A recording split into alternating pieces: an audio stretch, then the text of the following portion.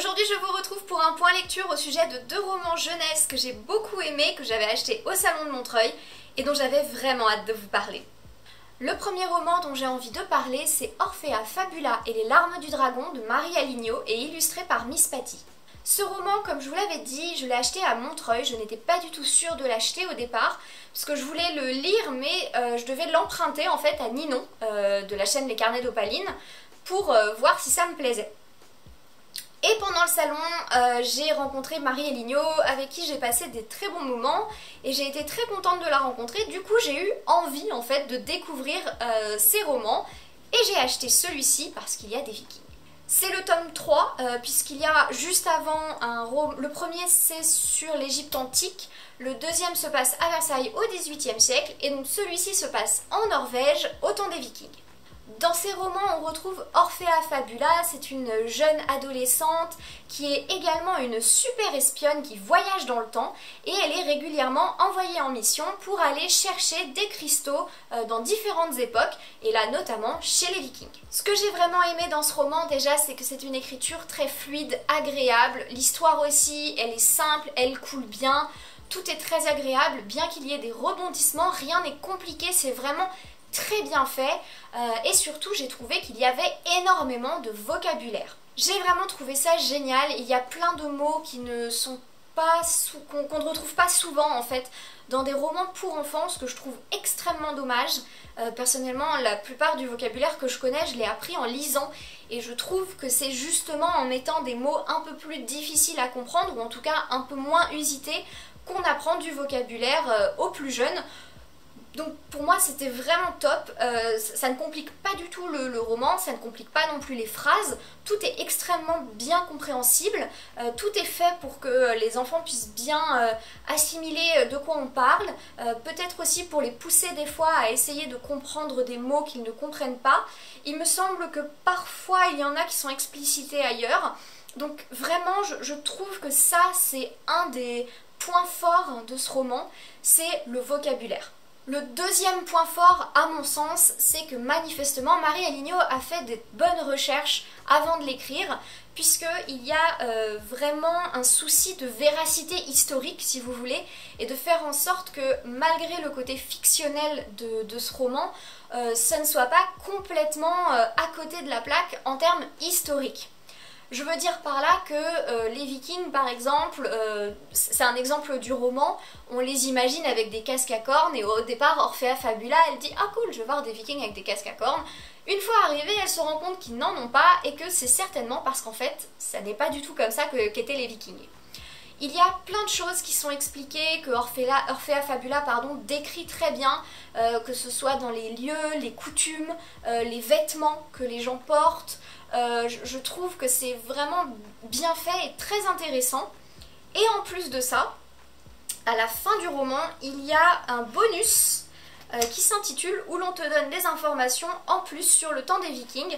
Et là en fait on explicite le mot drakkar, on explicite des personnages, on parle de Odin, de plein de choses voilà, qui font partie du roman et on vient expliquer en plus ce que ça signifie à l'époque, qui étaient vraiment ces gens, leur histoire, etc.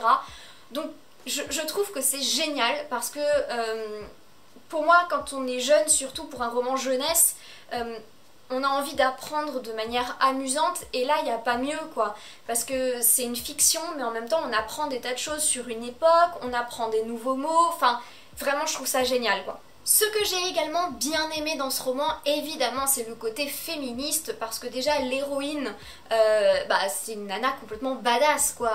Elle fait toute seule, c'est une espionne, c'est une adolescente, elle combine à la fois sa vie d'adolescente normale et aussi son côté espionne, donc vraiment, elle est super, elle est intelligente, réfléchie, elle a plein d'idées, donc vraiment elle est top, mais aussi, en tout cas dans celui-ci, elle va être avec d'autres femmes qui ont justement de la force, qui sont intelligentes, et j'ai beaucoup aimé en fait le fait que dans ce roman, il n'y ait pas d'hommes qui viennent aider. La plupart du temps, ce sont les femmes qui se débrouillent toutes seules et qui s'en sortent très bien. Là-dessus, on rajoute le côté un peu science-fiction du voyage temporel, du côté espionne, du côté, enfin vraiment, voilà, choc de différentes temporalités entre notre présent et le passé.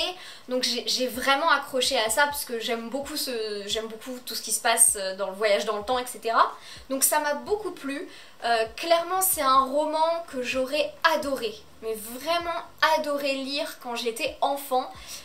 J'ai vraiment adoré le lire adulte, mais alors celui-là, ça aurait vraiment fait partie des lectures que j'aurais lues et relues et re-relues 45 fois étant enfant. Donc si vous avez l'occasion de le lire, n'hésitez pas. Bien que ce soit un roman jeunesse, je l'ai trouvé vraiment très agréable une fois adulte. C'est pas du tout bébé, c'est pas du tout un peu trop simpliste, non. C'est vraiment bien construit. Et en plus de ça, là j'ai vraiment hâte de lire les autres tomes parce que j'ai vraiment hâte de voir ce qui s'est passé dans les autres époques. Le second roman que j'ai envie de vous présenter, c'est Mémoires d'une jeune guenon dérangée de Maureen Wingrove, alias Digly, un livre que je me suis également acheté à Montreuil et que j'ai eu le plaisir de me faire dédicacer. Je ne sais pas en plus si ça se voit, mais en rentrant chez moi, il a pris un coup et j'étais inconsolable, mais bon ça va, ça se voit pas trop. Dans ce roman, on suit les aventures de Cléopâtre Wellington, qui est une jeune collégienne qui, au travers de son journal intime, va nous parler de toute sa vie, ses chasses, ses parents, sa sœur, sa BFF Chloé, mais aussi le plus beau mec de la classe qu'elle convoite. Celui-là, je l'ai vraiment adoré parce que j'ai eu l'impression de lire mon propre journal. C'est incroyable comme je me suis retrouvée dans les questionnements et les réflexions qu'elles peuvent parfois faire. Je crois d'ailleurs que Maureen s'est inspirée de ses propres journaux intimes, donc question réalisme, on y est à 100%. J'ai vraiment trouvé ça très bien. En plus de ça, il y a évidemment des messages féministes, surtout en connaissant Digly et son travail. C'est une autrice engagée, une illustratrice engagée, donc évidemment qu'on allait retrouver ce genre de messages. Mais c'est pas too much, c'est très bien amené. Par exemple, les questionnements de Cléopâtre sont des questionnements d'adolescente parfaitement normales. Par exemple, à un moment, elle se pose des questions sur sa pilosité. Donc c'est parfaitement normal. Enfin, je pense que toute jeune fille adolescente finit par se poser ces questions-là. Et la manière dont Maureen Wingrove amène les questionnements fait que, comme c'est tourné, on comprend que effectivement c'est normal et qu'il ne faut pas en être inquiète. Donc j'aime bien la manière dont elle a de normaliser des choses qui peuvent inquiéter et rassurer au final des jeunes filles qui pourraient lire ce roman. Non, tu n'es pas anormal, c'est parfaitement humain d'avoir des poils, que tu sois une femme ou un homme, c'est pareil. Donc rassure-toi, tout va bien. Cela dit, j'ai trouvé que ce n'était pas non plus manichéen justement, parce que l'héroïne, Cléopâtre, se laisse malgré tout un peu avoir par la société patriarcale dans laquelle elle vit. Elle se laisse parfois avoir par la publicité, par ce qu'elle voit autour d'elle, mais aussi par exemple le type d'histoire d'amour qu'elle va voir au cinéma ou dans les séries. Au final, la manière dont elle va rêver la relation qu'elle aimerait avoir avec le garçon super beau de sa classe ressemble beaucoup à des choses parfois un peu toxiques au final, qu'on peut retrouver dans les films et les séries, même si, enfin, c'est pas tout à fait présenté comme ça dans le livre, hein, soyons bien clairs, mais on voit qu'il y a quand même une influence sur elle, et j'ai hâte de lire le tome 2 pour voir comment est-ce que ça va évoluer pour elle. L'écriture est extrêmement légère, c'est hyper fluide, hyper agréable. Ce que j'ai adoré, c'est que c'est vraiment une écriture adaptée, si vous voulez. On a vraiment l'impression que c'est une jeune fille de 13-14 ans qui écrit. Pourtant, c'est très travaillé, on sent qu'il y a un travail extrêmement... Enfin, ça se voit que c'est voulu, que c'est vraiment une adaptation d'une écriture, que c'est pas bâclé en fait. C'est vraiment très travaillé, mais c'est beau parce que c'est bien réussi, c'est bien fait, on se met vraiment dans la peau en fait de Cléopâtre. On a vraiment l'impression de l'accompagner au quotidien, donc j'ai vraiment trouvé ça hyper agréable, ça se lit assez vite. En plus de ça, je trouve que le format journal intime crée quelque chose d'extrêmement dynamique, de vraiment vivant, j'aime beaucoup. Que ce soit journal ou lettres, c'est en généralement, enfin les romans épistolaires ou les journaux, c'est souvent des romans que j'apprécie beaucoup parce que je trouve qu'il y a vraiment un côté extrêmement vivant, on est proche en fait du protagoniste. Donc vraiment il y a quelque chose de très agréable. Et puis surtout vraiment je trouve que c'est très complet. En fait vu que c'est un journal intime, il n'y a pas... Enfin il y a une évolution évidemment dans l'histoire, mais c'est un peu au jour le jour. Il y a des jours où il se passe pas grand chose, des jours où il se passe plein de trucs. Enfin vraiment je trouve ça tellement vivant. Il y a plein de petites histoires annexes qui viennent faire mieux comprendre en fait la personnalité de Cléopâtre, son rapport avec les autres, avec ses parents, avec sa sœur, enfin j'ai vraiment apprécié, c'était très sympa et j'ai vraiment hâte de lire le deuxième tome.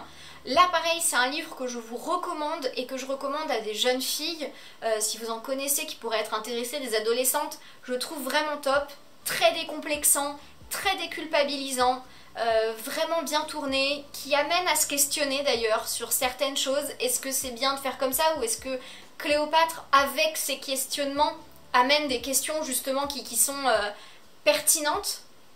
J'ai vraiment trouvé que voilà, c'est un livre qui amène quelque chose. Pareil, c'est un livre que j'aurais aimé lire quand j'étais adolescente parce que vraiment il amène quelque chose en plus.